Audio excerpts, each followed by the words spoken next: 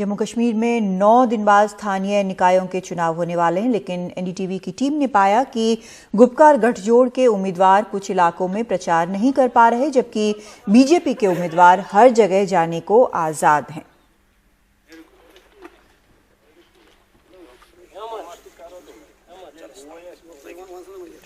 और हमारे साथ इस वक्त जुड़ रहे हैं हमारे सहयोगी नजीर मसूदी।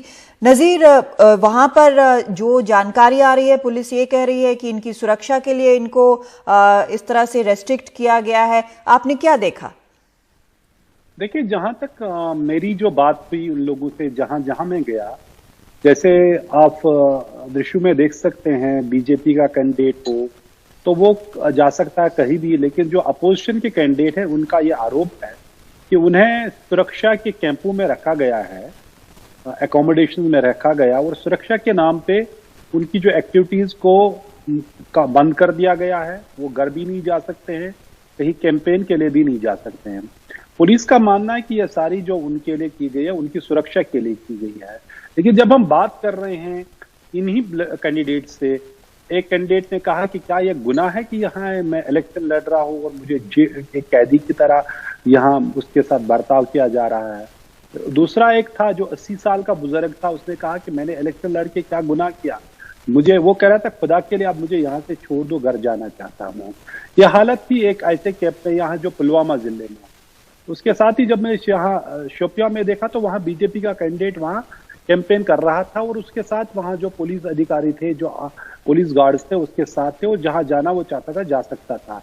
उमर अब्दुल्ला महबूबा मुफ्ती ने केंद्र सरकार पे इल्जाम लगाया कि जो इलेक्शन है उसमें उसको अपसेट करने के लिए या उसको सबवर्ट करने के लिए कोशिश की जा रही है, ताकि जो लेवल प्लेइंग फील्ड उनको न मिल जाए, यानी जो अपोजिशन लीडर है उनको ऐसी जो राहत या सुविधा न मिले जो बीजेपी के लोगों को मिल रही है। तो जो कैंडिडेट वहां है उनका यही दावा कहना है कि भाई हमें जाने दीजिए। अगर आप देखेंगे दृश्यों में जो कैंडिडेट है वो कहते हैं कि हमें जाने दो, हम कैंपेन करना चाहते हैं, हमें कोई खतरा नहीं है। सरकार सुरक्षा के नाम पे उनको कैंपेन करने से रोक रही है, और सिर्फ बीजेपी या जिन लोगों को चाहते उन्हीं को करने देते। लेकिन जो खास सूरत हमने पुलवामा और शोपियां डिस्ट्रिक्ट में देखी। हम गांधरबल गए तो वहां कुछ कैंडिडेटों को हमने देखा, जैसे आप इन वीडियोज में देख रहे हैं कि एक कश्मीरी पंडित है वहां गांधरबल के नूनर गांव में। उसने कहा मुझे कोई प्रॉब्लम नहीं है, मैं नेशनल कॉन्फ्रेंस का वर्कर हूं, लेकिन कैंपेन कर सकता हूं। तो तस्वीर के दो रुख है, कहीं ये देखा गया कि कैंडिडेट्स को कैंपेनिंग नहीं करने दी जा रही है, उनको बाहर नहीं जाने दिया गया है, वो कहते कैदियों की तरह उनको रखा गया है। लेकिन कई जगहों पे हमने ये भी देखा कई कैंडिडेट कैंपेन कर रहे थे। तो कुल मिला के जो इलेक्शन की एतबारियत है उस पर एक सवाल खड़ा हुआ है। अपोजिशन ने सवाल खड़ा किया, पुलिस का कहना वो किसी को रोक नहीं रहे है, लेकिन आधिकारिक तौर पे इलेक्शन कमीशन जो स्टेट का उनकी तरफ से कुछ ऐसा नहीं आया, न एडमिनिस्ट्रेशन की तरफ से इसकी वजाहत की गई कि ऐसे आरोप क्यों लग रहे हैं, और अगर वाकई में ऐसे आरोप सच्चे हैं। जो हमने देखा कि कैंपों में लोग थे, हमने कहा आप बाहर हमारे साथ चलो, उनको पुलिस वालों ने बाहर आने की इजाजत नहीं दी। तो जाहिर सी बात है, हमने जो देखा जमीन पे वो जो आरोप किसी हद तक सही है जहां हमने देखा।